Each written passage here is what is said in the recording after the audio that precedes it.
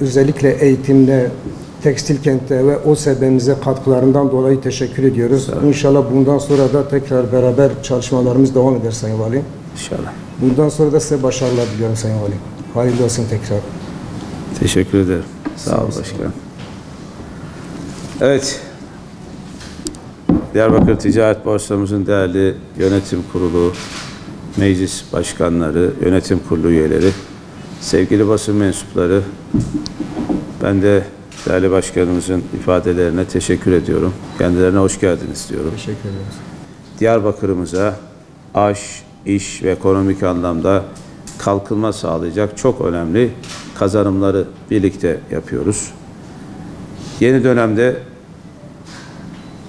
19 Ağustos itibariyle Cumhurbaşkanımızın güveni ve Sayın Bakanımızın da onaylarıyla Diyarbakır Büyükşehir Belediye Başkan Vekilliğimizle birlikte daha farklı, daha hızlı, her iki kurumsal yetkilerle de buluşuk olarak Diyarbakır'ımızı daha iyiye ve güzele taşıma kararlılığındayız. Şüphesiz ki Diyarbakır merkezli olarak Diyarbakır'ın gelişmesi ve kalkınması adına ticaret borsamızın da kurumsal varlığını önemli buluyoruz. Çünkü bir kentin geleceğine katkı koymak, şüphesiz o kentin kalkınmasına katkı sağlamakla eş anlamlıdır.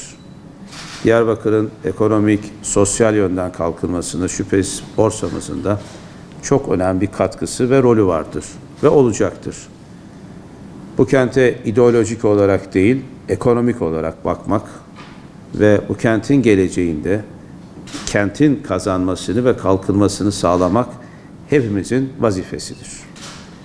Diyarbakır, bölgenin ve ülkenin en önemli ve en güçlü kentlerinden biri olmasına rağmen maalesef gerideki son yaklaşık 30 yılda çok açık bir şekilde terör örgütünün, uzantılarının, işbirliklerinin ihaneti ve ihmali sonucu hak etmediği bir düzeyde geri kalmıştır.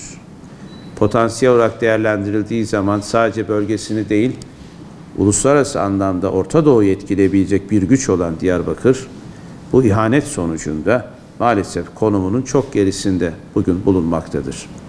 Geldiğimden beri ısrarla söylüyorum ve hep birlikte gayret ediyoruz ki inşallah sağlanan huzur ve güven ortamında milletin kaynaklarını milletin emrinde kullanarak ve bu doğrultuda çok çalışarak Diyarbakır hak ettiği yere ulaştıracağız. Ticaret borsamız tarımsal potansiyeli Türkiye'nin en güçlü olan kentlerinden biri olan Diyarbakır'da bu işin taşıyıcısı, dinamosu ve merkezi olacak.